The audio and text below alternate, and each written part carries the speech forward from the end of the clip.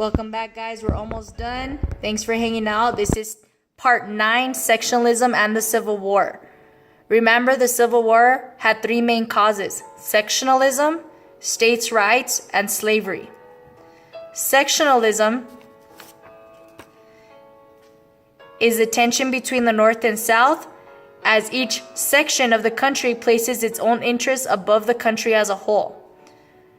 Remember, the North is going to rely on factories and manufacturing, while the South is going to rely on plantations, slavery, and cash crops. Both will have different economic interests, and both had different views of the government. Southern states wanted stronger states' rights. Northern states wanted stronger federal government power. Some of the issues of the fight of the Civil War included the Kansas-Nebraska Act, where Nebraska is going to be broken into 2 different territories. Slavery in each territory will be decided by the people, and anti-slavery and pro-slavery forces will rush into those territories in order to vote. That's kind of like the Bloods and the Crips. You get them all in one room. They're not going to have cupcakes and sprinkles and have a jolly good time. This is going to lead to Bleeding Kansas, which is another reason why we broke off from North and South. Now, the Civil War will start in 1861 and end in 1865. Remember, this is a fight between the North and the South over the issue of slavery. The North, the Union, will win, and the Confederacy, the South, will lose. People of the Civil War: Abraham Lincoln, 16th President of the United States during the Civil War.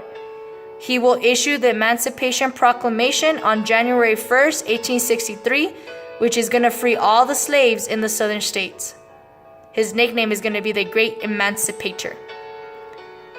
He will also give his most famous 2-minute speech known as the Gettysburg Address, which will take place after the Battle of Gettysburg, another battle which is considered the turning point where we will lose a lot of men, 77 years ago. Jefferson Davis, he's the President of the Confederate States of America. Ulysses S. Grant will be the commanding Union general, and Robert E. Lee will be the Confederate general, who eventually will have to surrender at the Appomattox Courthouse to General Grant. Important battles of the Civil War. First, Fort Sumter. First shots fired of the Civil War. This will start the Civil War. 2, Battle at Bull Run. This is the first official battle between the North and South. 3, Battle of Antietam. This is the single bloodiest battle of the Civil War and the first win for the Union. 4, Battle of Gettysburg. This is going to be an important second Union victory, and this is going to be the turning point of the war. And then the last battle, Siege of Vicksburg. This will be the final important Union victory, where the Confederates will lose control of the Mississippi River.